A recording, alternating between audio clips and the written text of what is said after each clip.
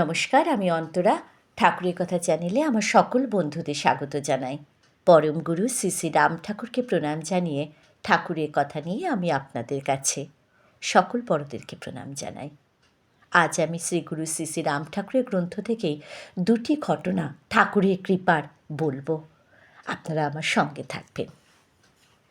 প্রায় 3 মাস পরে শ্রী শ্রী ঠাকুর রোহিণীবাবুদের কলকাতার বাসায় উপস্থিত হলেন। কয়েকদিন ওখানে থেকে রোহিণীবাবুর স্ত্রীকে পূর্ববঙ্গের চাকরির চেষ্টা করতে আদেশ করলেন।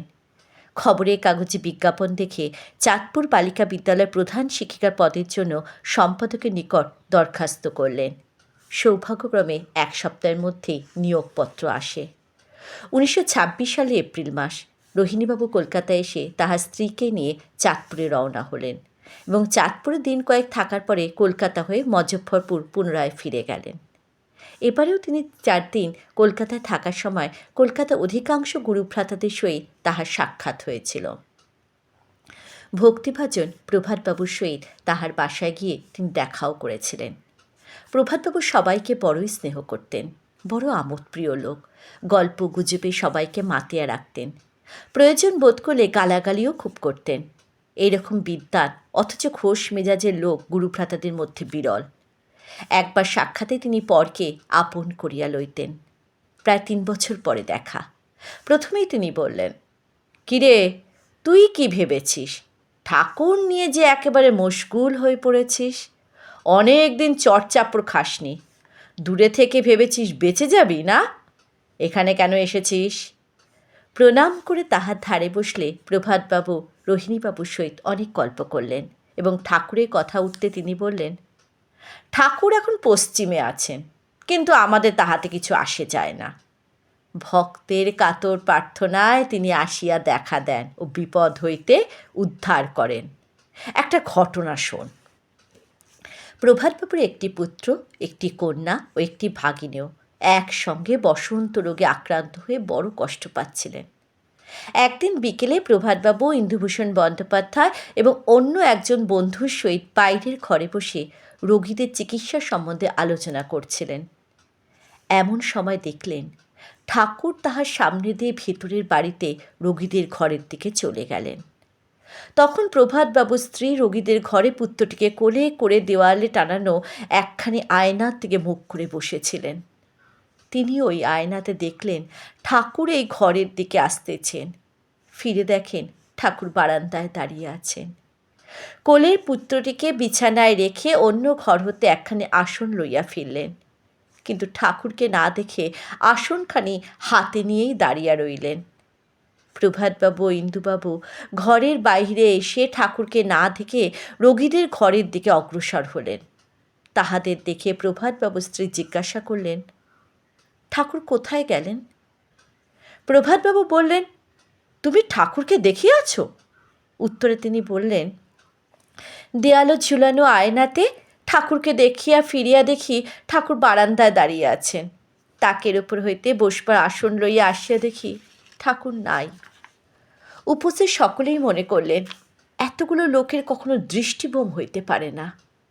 তাহারা বাইরের ঘরে ফিরে গেলেন। 2-1 দিনের মধ্যে রোগীরা সুস্থ হয়ে উঠল। বসন্ত রোগের কোনো চিহ্নই তাহাদের গায়ে ছিল না। প্রভাতবাবুর স্ত্রী এই সংক্রামক ব্যাধির হাত হতে পরিবারের সবাইকে রক্ষা করবার নিমিত্ত ঠাকুরের নিকট কাতর প্রার্থনা করেছিলেন। তাই ঠাকুর এসে তাহাদের রক্ষা করলেন। ঠাকুর সে সময় হরিদ্বারে ছিলেন এবং উল্লেখিত দিনে ওই সময় হরিদ্বারে কেহ কেহ ঠাকুরের নিকটেই বসেছিলেন। আরেকটি ঘটনা। কাশী হইতে ঠাকুর হরিদ্বারে গমন করেন এবং তথা হইতে পাঞ্জাব, রাজপুতানা, অযোধ্যা ভ্রমণ করে চিতোরে গমন করেন। চিতোরে এক রানার গৃহে ঠাকুর প্রায় 4 বছর তাহাদের গুরুরূপে অবস্থান করেছিলেন। রানা সাহেব প্রত্যহ কলসীপূর্ণ দুগ্ধে ঠাকুরকে স্নান করিয়ে পুজো করতেন এবং নানা রকম ভোগ দিতেন। রানা সাহেব ঠাকুরকে চিরদিনের জন্য আশ্রমে রাখতে চেয়েছিলেন, কিন্তু ঠাকুর রানা সাহেবের সেই ইচ্ছা পূর্ণ না করে কাশীতে চলে আসেন। 7-8 বছর পর্যন্ত ঠাকুর আর চিতোর গমন করেননি। রানা সাহেব ও রানী সাহেবরা ব্যাকুল চিত্তে চারিদিকে তাহাদের প্রাণের ঠাকুরকে খুঁজে বেড়ালেন, কিন্তু তাহাদের এই অনুসন্ধান ব্যর্থতায় পর্যবসিত হল। ঠাকুরই ছিলেন তাহাদের ধ্যান ও জ্ঞান।